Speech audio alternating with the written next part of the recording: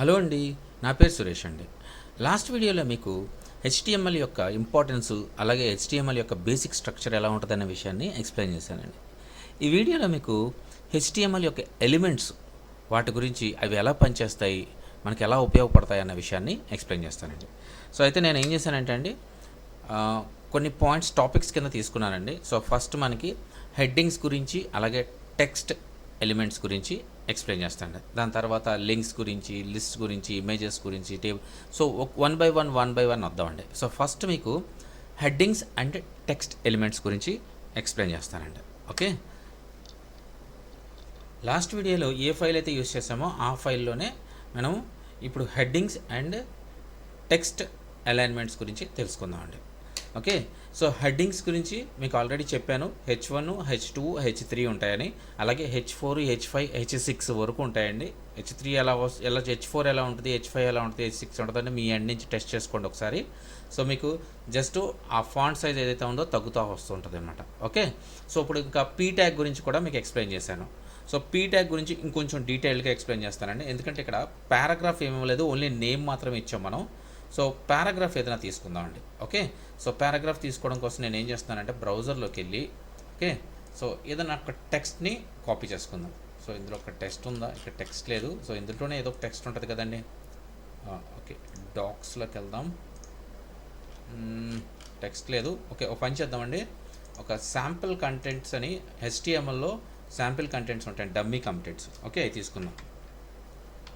Dummy content for websites.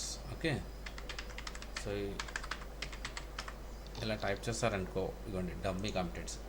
So మనం HTML develop చేసినప్పుడు original content మన చేతిలో ఉండదు కాబట్టి, సో ఇలాంటి డమ్మీ కంటెంట్స్ మనం తీసుకుని ఆ ప్లేస్లో పెట్టుకోవచ్చు అండి. తర్వాత మళ్ళీ ఒరిజినల్ కంటెంట్ని రీప్లేస్ చేసుకోవచ్చు. ఓకే, సో పారాగ్రాఫ్లో ఇవి ఏవైతే ఉన్నాయో వాటిల్లో ఈ కంటెంట్ని రీప్లేస్ చేశానండి. సో ఇప్పుడు ఈ కంటెంట్కి పీ ట్యాగ్ లేదు. ఓకే, సో సేవ్ చేస్తున్నాను. సార్ బ్రౌజర్లో చెక్ చేద్దాము. మరి ఇది క్లోజ్ చేస్తాను. ఇదిగోండి, ఏ పీ ట్యాగ్స్ లేవు.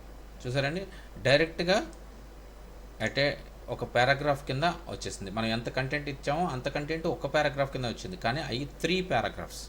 సో ఇప్పుడు పారాగ్రాఫ్స్ ట్యాగ్ ఇస్తే తప్ప ఇవి మనకి కనిపించవన్నమాట. సో పారాగ్రాఫ్ ట్యాగ్స్ కోసం పారాగ్రాఫ్ ట్యాగ్స్ ఇస్తున్నానండి. చూడండి ఇక్కడ. ఓకే, సో ఒకటి ఓపెను, ఒకటి క్లోజు, రైట్. అలాగే మళ్ళీ ఓపెన్, ఇంకొకటి క్లోజ్. సో పారాగ్రాఫ్ ఎండింగ్లో ఒకటి ఓపెను, ఒకటి క్లోజు, స్టార్టింగ్లో ఒకటి, ఎండింగ్లో ఒకటి. ఓకే,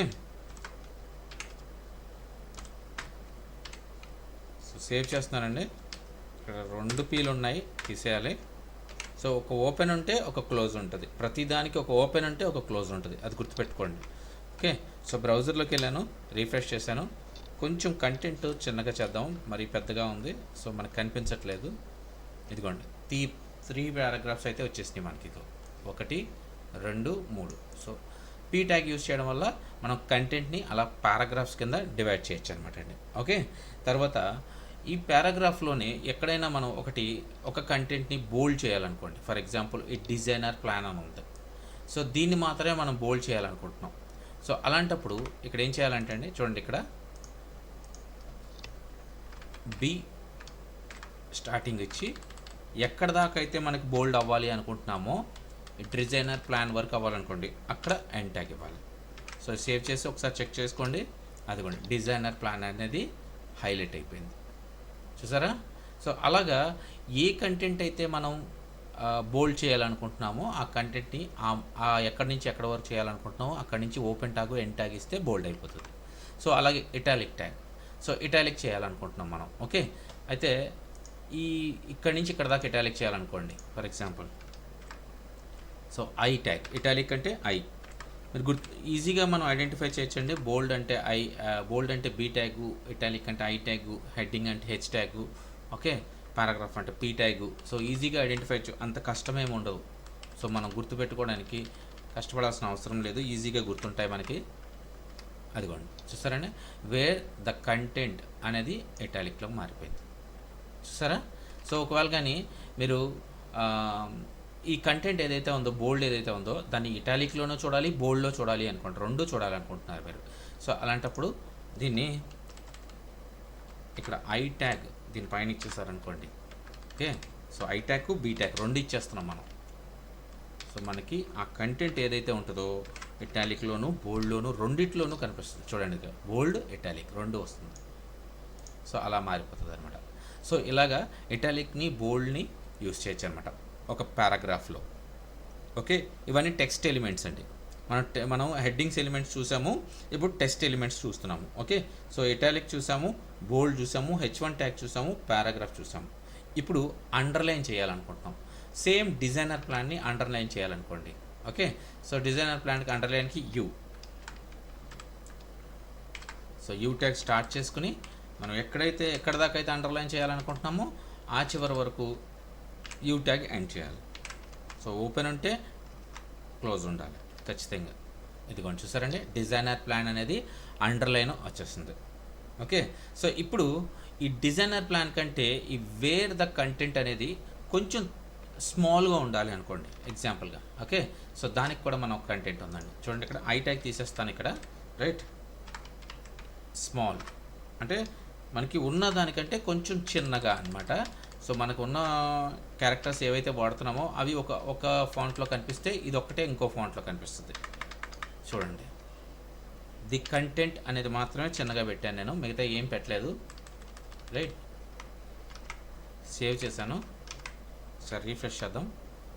ఓకే, చూసారండి, ఇక్కడ వీటిలతో కంపేర్ చేస్తే కొంచెం బోల్డ్ చేస్తాను. ఇగో చూడండి, ఈ అక్షరాలతో కంపేర్ చేస్తే ది కంటెంట్ అనేది చాలా చిన్నగా కనిపిస్తుందండి. ఓకే, ఇంకొంచెం చివరి దాకా పెడదాం, ఈ సిట్ వరకు పెడదాం, ఎందుకంటే మనకి ఐడెంటిఫై ఈజీ అవ్వట్లేదు. సో మీకు క్లియర్గా అర్థం అవ్వాలి అని అంటే ఈ లైన్ ఎండ్ వరకు పెడదామండి. ఎక్కడ వరకు ఉంది ఈ లైన్ ఎండ్? కంటెంట్ ఆన్ వరకు ఉంది, ఇక్కడ వరకు పెడతాం. సారీ, చూసారా ఇప్పుడు చూడండి, ఇప్పుడు మీకు క్లియర్గా అర్థమవుతుంది. సో ఈ యొక్క పార్ట్ ఏదైతే ఉందో మనకి కొంచెం చిన్నగా కనపడుతుందండి, మిగతాదంతా కూడా పెద్దదిగా కనపడుతుంది. సో ఇలాగా మనం మధ్యలో ఈ టెక్స్ట్లోనే అనమాట, ఇవన్నీ టెక్స్ట్ ఎలిమెంట్స్ అండి. సో ఒక చిన్న కంటెంట్ని చిన్నగా చూపించాలి, ఒక కంటెంట్ని పెద్దగా చూపించాలి అనుకున్నప్పుడు ఇలాంటివి యూజ్ చేయొచ్చు అనమాట. ఓకే, సో ఇప్పుడు పారాగ్రాఫు, హెడ్లైను, బోల్డ్, ఇటాలిక్, ఓకే, అండర్లైను, స్మాల్ తెలుసుకున్నారు. సో ఇప్పుడు ఈ డిజైనర్ ప్లాన్ అనేది ఉంది, హైలైట్ చేయాలనుకుంటున్నారు, లేకపోతే ఇంకొకటి ఏదో. సో ఎక్కడైనా హైలైట్ చేయొచ్చు, నేను సేమ్ ఉన్నదని చూపిస్తాను. సో మీకు ప్రాబ్లం లేకుండా ఒక పని చేస్తాను, ఈ స్మాల్ కంటెంట్ ఏదైతే చేశానో దాన్నే హైలైట్ చేసి చూపిస్తాను. ఓకే, సో దాన్ని హైలైట్ చేయాలి అని అంటే దాని ట్యాగ్ వచ్చి మార్క్ అండి. సో కొంచెం ఈ ట్యాగ్ కొంచెం గుర్తుపెట్టుకోవాలి, మార్క్, MARK అండి. ఓకే, మనం మార్క్ చేస్తున్నాం, హైలైట్ మార్క్ చేస్తున్నాం అనమాట. సో మిగతా ట్యాగ్లన్నీ కొన్ని గుర్తునే ఉంటాయి మనకి. ఎక్కడ దాకా ఇందాక పెట్టాము మనం, కంటెంట్ ఆన్ అని పెట్టాము. ఓకే, ఇక్కడ దాకా. సో ఇక్కడ ఈ స్మాల్లో పెట్టిన కంటెంట్ అంతా కూడా హైలైట్ చేయాలి మనం. ఓకే, అది కొంచెం చూసారా, హైలైట్ అయిపోయింది. సో ఏదైతే మనం స్మాల్లో పెట్టామో ఆ కంటెంట్ మాత్రమే హైలైట్ అయిపోయింది. ఓకే, సో ఇక్కడ ఇంకో పాయింట్ చెప్తాను నేనండి మీకు. ఈ డిజైనర్ ప్లాన్ని మనం బోల్డ్ చేసాం కదండి, సో బీ యూజ్ చేసాం కదా. సో బీ కాకుండా స్ట్రాంగ్ అని యూజ్ చేసి కూడా బోల్డ్ చేయొచ్చండి. చూడండి, ఇక్కడ చూపిస్తాను మీకు. ఇంకొక వర్డ్ తీసుకుందాం మనం. ఓకే, సో ఈ రీడర్ని తీసుకుందామండి. ఈ రీడర్ని స్ట్రాంగ్ అప్లై చేద్దాము.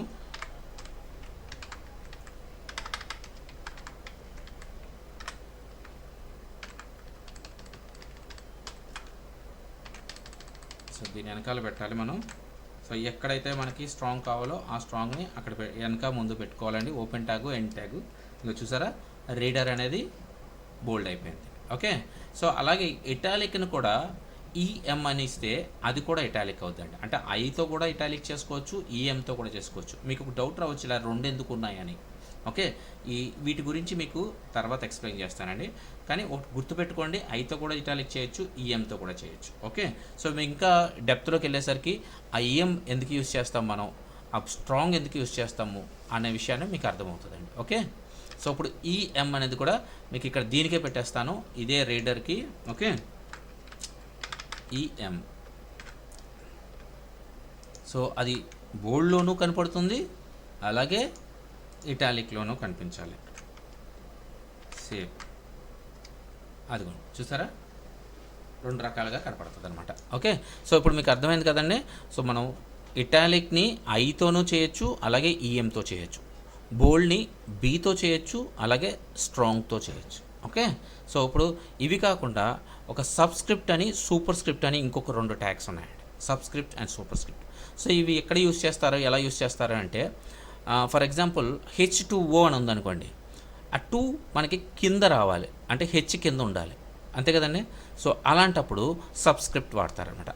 ఇప్పుడు 2⁻³ అని ఉందనుకోండి, సో 3 ఏంటి మనకి ఆ 2 పైన రావాలి, అప్పుడు సూపర్ స్క్రిప్ట్ వాడతారనమాట. అవి ఎలా వాడతారో అవి కూడా చూపిస్తాను చూడండి ఇక్కడ. సో ట్యాగ్స్ ఎలా ఉంటాయి అనేది చూపిస్తాను మీకు. సో పీ ట్యాగ్ అని ఒకటి తీసుకున్నాను. ఇందులో అది తీసుకోకపోయినా పర్లేదు ప్రస్తుతానికి, కానీ మీకు పీ ట్యాగ్ అలవాటు అవ్వాలండి. ప్రతి ఒక్క కంటెంట్లో ఒక లైన్ అంటే, ఒక పారాగ్రాఫ్ ఉంటే దాన్ని పీ ట్యాగ్ రాసుకోవాలి. ఓకే, సో అవసరాన్ని బట్టి మనం పీ ట్యాగ్స్ని యూజ్ చేయాలి. కంటెంట్ అయితే ఖచ్చితంగా పీ ట్యాగ్లు వాడాలండి. ఓకే, సో ఇక్కడ హెచ్ సబ్స్క్రిప్ట్ కదండి, ఎస్యూబి సబ్స్క్రిప్ట్ అంటే ఎస్యూబి అండి. సో ఇక్కడ మనకి 2 రావాలి మధ్యలో, తర్వాత ఓ ఉండాలి. ఓకే, సేవ్ చేస్తున్నానండి, ఒకసారి రన్ చేద్దాం. ఇదిగోండి చూసారా 2 కిందకు వచ్చింది. ఓకే, సో అలాగే పవర్ 2⁻³ అనుకోండి, సూపర్ స్క్రిప్ట్ వాడాలి. ఓకే, సో అది ఎలా వాడాలి అని అంటే, సో 2 సూపర్ స్క్రిప్ట్ కాబట్టి ఎస్యూపి. సో దీంట్లో మనకి ఏదైతే పవర్లో ఉండాలో, ఆ పైన ఉండాలో ఆ నెంబర్ ఇస్తాం. అదిగోండి 2⁻³. సో ఇలా కూడా మనకి ట్యాగ్స్ ఉంటాయండి. సో మనం ఇలా టెక్స్ట్ అలైన్ చేసుకోవాలంటే ట్యాగ్స్ ఉంటాయన్నమాట. ఓకే, సో ఇప్పుడు మీకు అర్థమైంది కదండి. సో ఈ ఎలిమెంట్స్ అన్నీ కూడా టెక్స్ట్ అలైన్ చేయడానికి ఉపయోగపడతాయండి. ఒక కంటెంట్లో టెక్స్ట్ని మనం ఫార్మాట్ చేసుకోవాలి అని అంటే ఉపయోగపడతాయి అన్నమాట. ఓకే, సో ఇప్పుడు దాకా మనం ఏం తెలుసుకున్నామండి? ఒకటి పారాగ్రాఫు, హెడ్డింగు, బోల్డు, అండర్లైను, స్మాలు, మార్కోటి, తర్వాత సబ్స్క్రిప్టు, సూపర్ స్క్రిప్టు, ఇన్ని తెలుసుకున్నామండి. ఓకే, సో దీంతోపాటు ఇంకొక 2 చెప్తానండి. ఒకటి బ్రేక్, ఇంకోటి హారిజంటల్ లైన్. సో బ్రేక్ ఎందుకు ఉపయోగపడుతుంది అంటే, ఇప్పుడు ఫర్ ఎగ్జాంపుల్ చూడండి, ఈ పారాగ్రాఫ్ మొత్తం అంతా కూడా ఒకటే లైన్లో ఉంది. సో ఓకే, సో నాకు ఇక్కడి నుంచి ఇంకో లైన్లోకి రావాలి. ఓకే, బట్ పారాగ్రాఫ్ ట్యాగ్ అయితే నేను ఇవ్వను, పీ ట్యాగ్ ఇవ్వను, దాని దగ్గరే రావాలి. ఒకవేళ పీ ట్యాగ్ ఇచ్చాననుకోండి, ఈ గ్యాప్ వచ్చింది. సో గ్యాప్ వద్దు నాకు, కానీ దీని కింద ఇంకో పాయింట్ కింద రావాలి. సో అప్పుడు నేను ఏం చేస్తానంటే, చూడండి ఇక్కడ కంటెంట్లోకి వెళ్ళి ఎక్కడి నుంచి అయితే మనం రావాలి అనుకుంటున్నామో నెక్స్ట్ లైన్లోకి, ఇవ్వండి ఇక్కడ బీఆర్ అని ఇవ్వండి. దీనికి ఎండ్ ట్యాగ్ అక్కర్లేదండి, బీఆర్ అని ఇస్తే చాలు, ఎండ్ ట్యాగ్ అక్కర్లేదు, ఆటోమేటిక్గా మీకు కిందకు వచ్చేస్తుంది. ఇదిగోండి చూసారండి, అక్కడి నుంచి కిందకు వచ్చేసింది. ఓకే, సో ఇలా బీఆర్ యూస్ చేస్తుంది అనమాట. ఓకే, అలాగే హెచ్ఆర్ అని ఇంకోటి ఉందండి. ఇప్పుడు ఫర్ ఎగ్జాంపుల్ మనకి ఒక 2 సెక్షన్స్ని డివైడ్ చేయాలి. ఓకే, అయితే మనకి గుర్తు కోసం ఒక లైన్ వేసుకోవాలనుకుంటున్నాం, ఒక లైన్ రాసుకోవాలనుకుంటున్నాం. సో అప్పుడు హెచ్ఆర్, ఈ రెండింటి మధ్యలో ఇస్తాను చూడండి, హెచ్ఆర్. సేవ్ చేశాను, రీఫ్రెష్ చేస్తాను. ఇది చూసారా, ఒక లైన్ వచ్చేసింది, ఒక లైన్ కంప్లీట్గా.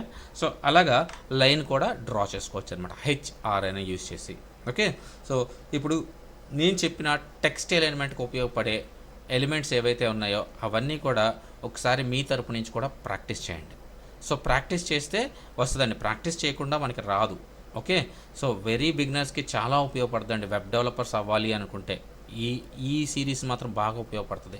సో దయచేసి మీరు ప్రాక్టీస్ కూడా చేయండి చూసిన తర్వాత. ఓకేనండి, సో మీకు ఏమైనా డౌట్స్ ఉన్నాయనుకోండి, దయచేసి కమెంట్ చేయండి. కమెంట్ చేస్తే మీకు ఎక్కడైతే డౌట్ ఉందో ఆ డౌట్కి మీకు అక్కడే నేను రిప్లై ఇచ్చేస్తాను. ఓకేనండి, బాయ్ అండి.